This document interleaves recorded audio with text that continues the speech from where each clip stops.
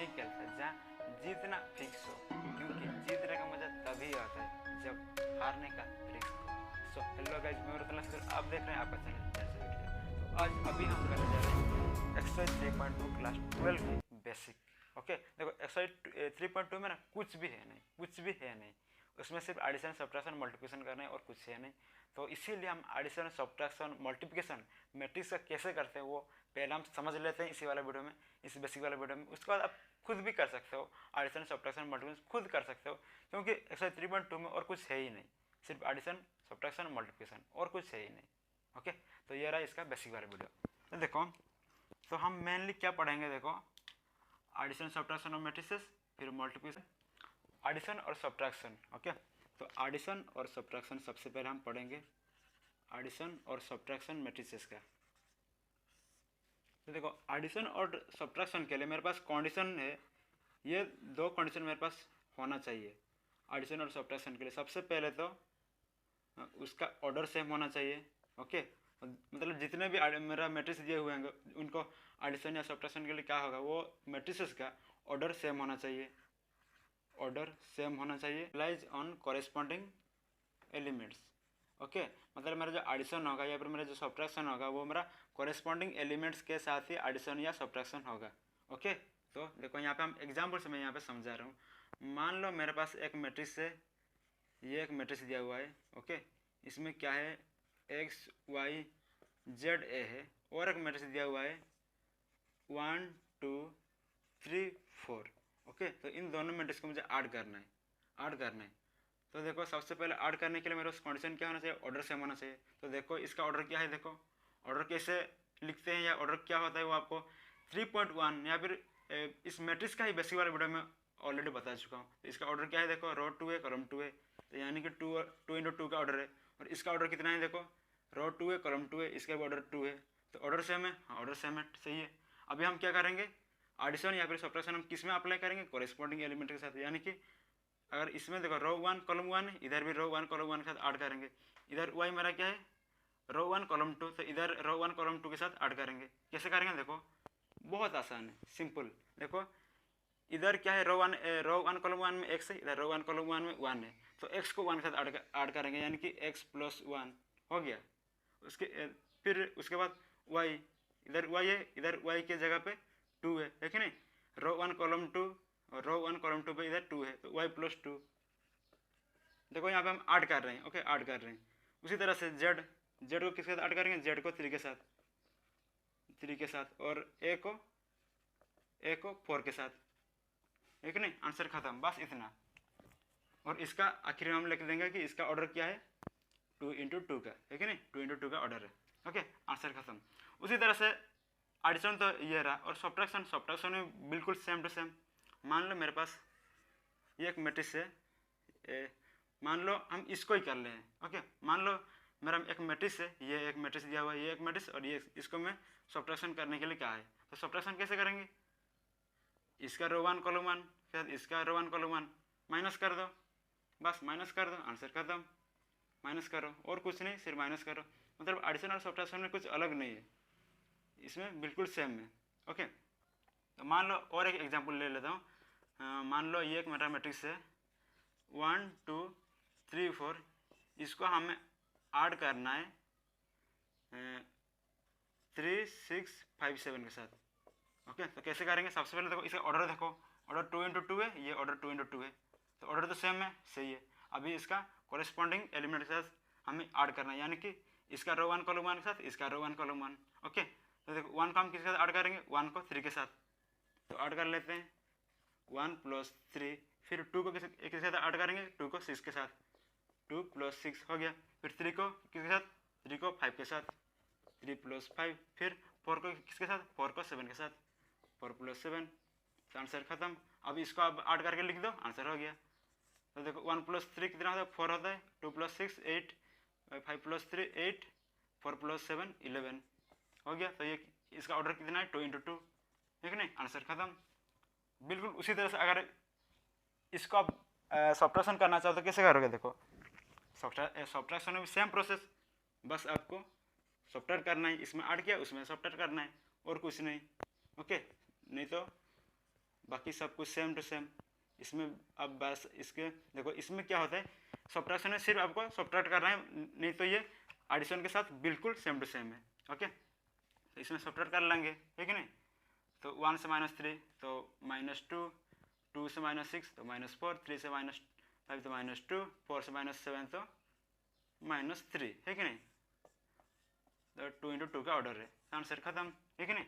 तो एडिशन और सब्ट्रैक्शन और मैट्रिक्स कैसे करते हैं ये समझ में आ चुका है, ठीक है नहीं। अभी हम मल्टीप्लिकेशन और मैट्रिक्स समझते हैं। हम मल्टीप्लिकेशन और मैट्रिक्स करते हैं। ओके, अभी हम मल्टीप्लिकेशन ऑफ मैट्रिक्स कैसे करते हैं वो आप अभी हम सीखते हैं। तो मल्टीप्लिकेशन देखो, मल्टीप्लिकेशन के लिए मुझे देखो मेरे पास कंडीशन क्या है कि सबसे पहले तो मान लो मेरे पास एक मैट्रिक्स है, ये दिया हुआ है मैट्रिक्स। ओके, ये जो मैट्रिक्स है इसका ऑर्डर कितना है, 2 × 3 का ऑर्डर है।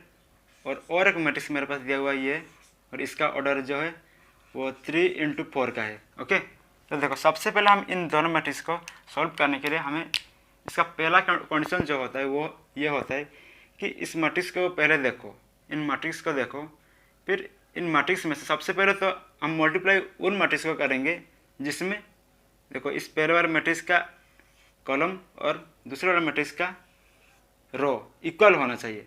सबसे पहले वाला जो कंडीशन है, इसका कॉलम, पहले वाला का कॉलम और दूसरे वाला का रो मेरा इक्वल होना चाहिए, तभी हम इसको मल्टीप्लाई करेंगे, वरना नहीं करेंगे। ओके, तो देखो इस पहले वाले मैट्रिक्स में कॉलम कितना है, 3 है, और इस दूसरे वाला मैट्रिक्स में रो मेरा कितना है, 3 है। तो 3 इक्वल है, तो अभी हम इसको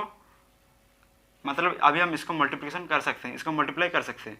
ओके, तो सबसे पहले हमें यह ध्यान में रखना पड़ेगा कि पहले वाला मैट्रिक्स का कॉलम दूसरे वाला मैट्रिक्स का रो इक्वल है या नहीं। अगर इक्वल है तो अगर देखो 3 इक्वल है तो अभी आप इसको मल्टीप्लाई कर सकते हो। तो अभी मल्टीप्लाई कैसे करोगे, मल्टीप्लाई देखो मान लो ये एक मेरा देखो 2 × 3 का है, यानी कि इसमें रो कितना है, 2 है। देखो मान लो 1 2 3 4 5 6, मान लो देखो रो 2 है, कॉलम 3 है, ठीक है नहीं। और ये मेरा देखो यहाँ रो कितना है, 3 है। तो x y z, रो मेरा 3 है, कॉलम मेरा 4 है। तो 1 2 3 4 5 6 7 8 9। देखो मल्टीप्लिकेशन में क्या होता है, सबसे पहले आपको यह ध्यान में रखना पड़ेगा कि पहले वाला का कॉलम और दूसरे वाला का रो इक्वल होना, मतलब हो रहे हैं या नहीं। और बाकी सब जितने भी हो, ये 4 5 6 7 कुछ भी हो सकता है, ये भी कुछ भी हो सकता है, लेकिन इसका कॉलम, पहले वाले का कॉलम दूसरे वाले का रो इक्वल होना चाहिए, हमेशा इक्वल होना चाहिए। ओके, ये हो गया। अभी देखो यहाँ पे हमारा इक्वल हो रहे हैं। ओके, इक्वल हो रहे हैं, अभी हम इसको मल्टीप्लिकेशन कर सकते हैं। तो मल्टीप्लिकेशन हम कैसे करेंगे, पहले वाला का रोज इंटू दूसरे वाला का कॉलम। मल्टीप्लिकेशन में पहले वाला का रो, यानी देखो इस पहले वाले मैट्रिक्स में रो मेरा देखो ये एक मेरा रो और ये एक मेरा रो, और इस दूसरे वाला मैट्रिक्स में कॉलम मेरा कौन सा है, ये एक मेरा कॉलम है और ये एक मेरा कॉलम है और ये एक और ये एक, है कि नहीं। तो दूसरे वाला का रो और सॉरी पहले वाले का रो और दूसरे वाले का कॉलम, इसको हमें मल्टीप्लाई करना है। कैसे करेंगे देखो, सबसे पहले तो हम इस पहले वाला रो को, इस रो 1 को कॉलम 1, ये कॉलम 1, ये कॉलम 2 है, ये कॉलम 3 है और ये कॉलम 4 है। ओके, तो सबसे पहले इस रो 1 को कॉलम 1 के साथ मल्टीप्लाई करेंगे, फिर कॉलम 2 से, फिर कॉलम 3 से, फिर कॉलम 4 से, फिर रो 1 होने के बाद अभी रो 2 को, उसके बाद रो 2 को कॉलम 1 से, कॉलम 2 से, कॉलम 3 से, कॉलम 4 से हम मल्टीप्लाई करेंगे। ओके, कैसे करेंगे देखो, यहाँ से ध्यान से इसको देखना। ओके, ये आसान है लेकिन थोड़ा समझना पड़ेगा। तो सबसे पहले देखो रो 1 कॉलम 1, है कि नहीं, रो 1 और कॉलम 1 को मल्टीप्लाई करेंगे। तो रो 1 का देखो 1, मतलब रो 1 का 1 और कॉलम 1 का x। ओके, 1 × x, फिर प्लस, फिर इस रो 1 का 3, कॉलम 1 का y। ओके, तो 3 × y, फिर प्लस, मतलब आड का साइन हमेशा लगेगा। ओके, आड आप हमेशा लगाओगे, प्लस का साइन हमेशा लगाओगे। फिर 5 × में z, 5 × में z हो गया। तो इस रो 1 को कॉलम 1 का मल्टीप्लाई कर दिया, खत्म। अभी रो 1 को कॉलम 2 से मल्टीप्लाई करो, तो 1 को हम 1 से मल्टीप्लाई करेंगे, तो 1 × 1, फिर प्लस का साइन, फिर 3 को 2 के साथ 3 × 2 हो गया। फिर 5 को यहाँ पे 3 के साथ, 5 को 3 के साथ हो गया, खत्म। तो रो 1 को कॉलम 2 के साथ मल्टीप्लाई कर दिया, खत्म। अभी रो 1 को कॉलम 3 से मल्टीप्लाई करेंगे। ओके, तो रो 1 में क्या है 1 इंटू कॉलम 3 में 1 इंटू 4, फिर प्लस इधर 3 इंटू में 5, 3 इंटू में 5, फिर प्लस फिर 5 इंटू में 6 हो गया। तो देखो रो 1 को कॉलम 3 से मल्टीप्लाई कर दिया। अभी रो 1 को कॉलम 4 से मल्टीप्लाई करेंगे। ओके, रो 1 को कॉलम 4 से, तो कॉलम देखो रो 1 1, तो इधर 1 इंटू में 7, 1 इंटू में 7 प्लस 3 इंटू में 8, 3 इंटू में 8 प्लस 5 इंटू में 9, 5 इंटू में 9 हो गया। ओके, खत्म।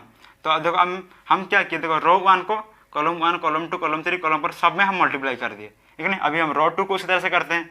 तो रो 2 में देखो सबसे पहले हम 2 4 6 है कि नहीं, रो 2 को सबसे पहले कॉलम 1 से मल्टीप्लाई करेंगे, यानी कि 2 को सबसे पहले x के साथ, तो 2 इंटू एक्स प्लस 4 को अभी y के साथ, 4 इंटू वाई प्लस 6 को z के साथ, 6 इंटू जेड हो गया, खत्म।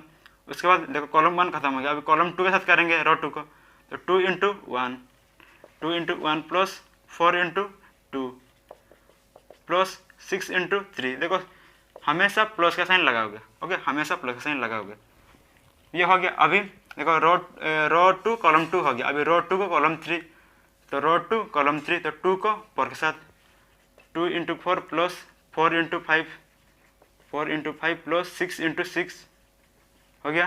तो रो 2 कॉलम 3 हो गया। अभी रो 2 कॉलम 4, तो रो 2 में देखो 2 और इधर 7, 2 into 7 plus 4 into 8 plus 6 into 9, 6 into 9, answer खत्म हो गया।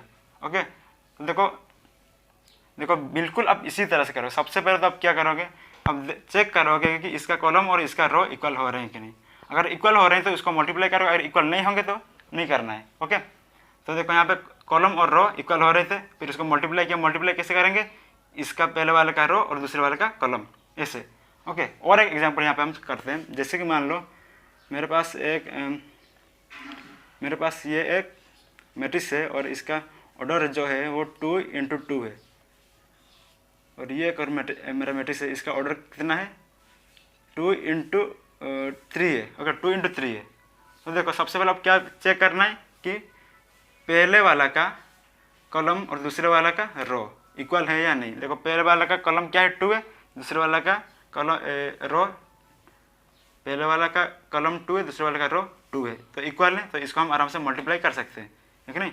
तो मान लो ये मेरा 1 2 3 4 है। ओके, 2/2 का, और ये 2 इंटू 3 का, यानी कि रो मेरा कितना है 2 है, तो मान लो x और y है, और कॉलम मेरा 3 है, तो 1 2 3 4 मान लो ये है। ओके, रो 2 कॉलम 2। तो देखो यहाँ पे सबसे पहले हमें क्या ध्यान रखना है कि पहले वाले का कॉलम और दूसरे वाले का रो इक्वल है या नहीं। तो यहाँ पे इक्वल हो रहे हैं, तो अब अभी हम इसको मल्टीप्लाई कर सकते हैं। और मल्टीप्लाई कैसे करते हैं, पहले वाला का रो के साथ मल्टीप्लाई करेंगे दूसरे वाला का कॉलम, ठीक है नहीं। तो देखो पहले वाला का रो मेरा क्या बन रहा है, देखो पहले वाला रो 1, ये एक रो बन गया और ये एक रो बन गया है कि नहीं। और दूसरे में कॉलम मेरा देखो ये कॉलम और ये कॉलम बन गया है कि नहीं। तो हम रोज को कॉलम के साथ मल्टीप्लाई करते हैं। तो ये रो 1 रो 2, ये कॉलम 1 कॉलम 2 कॉलम 3, तो मल्टीप्लाई अभी कर लेते हैं। सबसे पहले कैसे करेंगे, रो 1 को सभी कॉलम के साथ मल्टीप्लाई करना है, कॉलम 1 कॉलम 2 कॉलम 3 के साथ।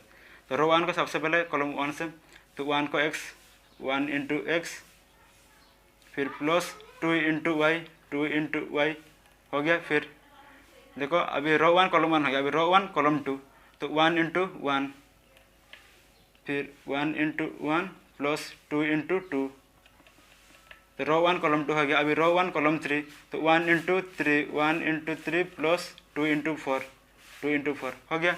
अभी इस दूसरे वाला रो 2 को अभी सब में मल्टीप्लाई करो, कॉलम 1 कॉलम 2 कॉलम 3 में, तो 3 4 को सबसे पहले x y के साथ, तो 3 into x plus 4 into y हो गया। उसके बाद कॉलम 2 3 इंटू 1 प्लस 4 इंटू 2 हो गया।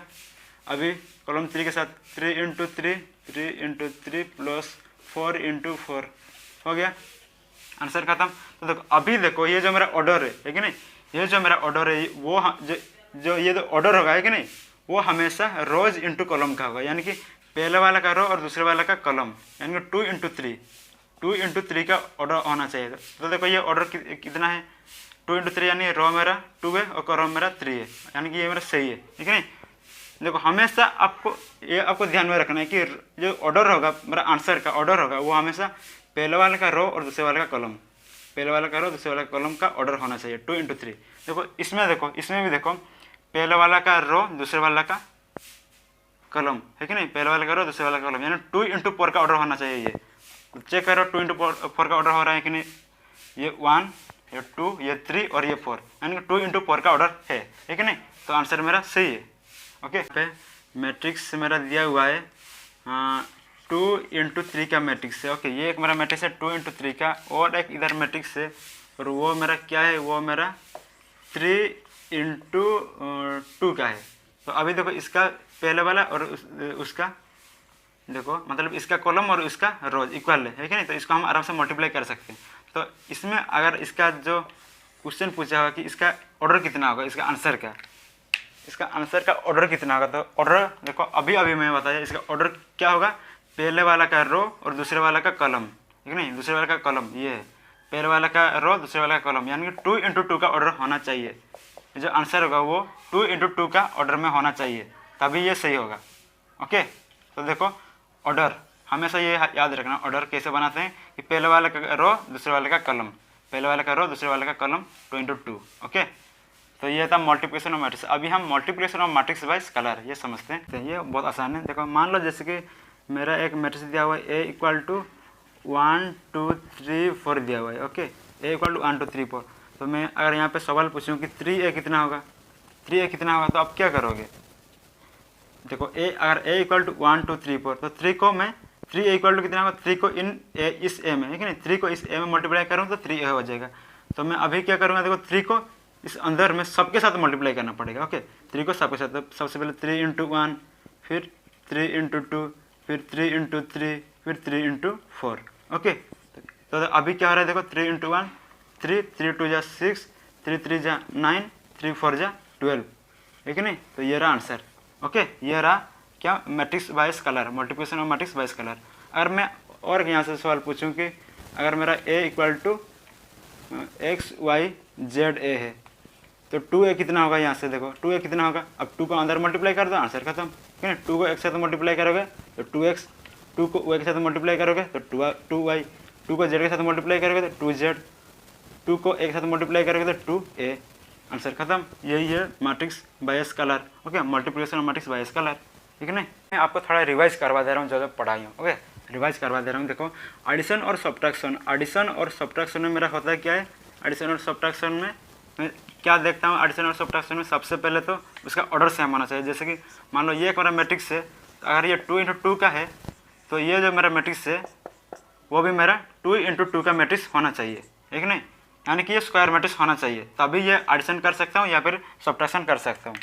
ओके, तो फिर मल्टीप्लिकेशन कैसे करना है, मल्टीप्लिकेशन में मुझे क्या करना है, सबसे पहले मल्टीप्लिकेशन में अगर मान लो ये मेरा मैट्रिक्स है, मान लो ये मेरा 2 × 3 का मैट्रिक्स है, तो दूसरा वाला मैट्रिक्स मेरा क्या होना चाहिए, देखो सबसे मल्टीप्लिकेशन में मेरा क्या होता है कि पहले वाला मैट्रिक्स का कॉलम और दूसरे वाला मैट्रिक्स का रो इक्वल होना चाहिए। देखो पहले वाले का कॉलम दूसरे वाला का रो इक्वल होना चाहिए, और बाकी सब जो भी होगा फर्क पड़ने वाला नहीं है। ओके, बाकी जो भी हो सकता है, लेकिन इसमें क्या है, मल्टीप्लिकेशन में पहले वाले का कॉलम और दूसरे वाले का रो हमेशा इक्वल होना चाहिए, तभी हम इसको मल्टीप्लाई कर सकते हैं, ठीक नहीं। फिर मल्टीप्लाई कैसे करेंगे, इसका रो के साथ इसका कॉलम को हम मल्टीप्लाई करेंगे, है कि नहीं। रो 1 का कॉलम 1, कॉलम 2, कॉलम 3 जितने भी कॉलम होंगे उसका तो मल्टीप्लाई करेंगे, फिर रो 2 को मल्टीप्लाई करेंगे, सब में आंसर खत्म।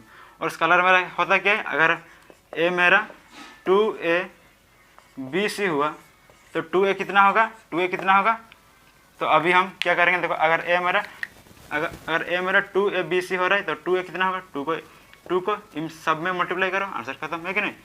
देखो अगर a मेरा इतना होगा तो 2a कितना होगा, 2 को इन सब में मल्टीप्लाई करो, 2 2 = 4, फिर 2 को a के साथ मल्टीप्लाई करोगे तो 2a, फिर 2 को b के साथ मल्टीप्लाई करोगे तो 2b, फिर 2 को c के साथ मल्टीप्लाई करोगे तो 2c, यही होता है स्केलर। ओके, तो ये रहा इसका बेसिक वाला वीडियो। अभी आप इसके बाद एक्सरसाइज 3.2 का सारे के सारे क्वेश्चन आंसर कर सकते हो।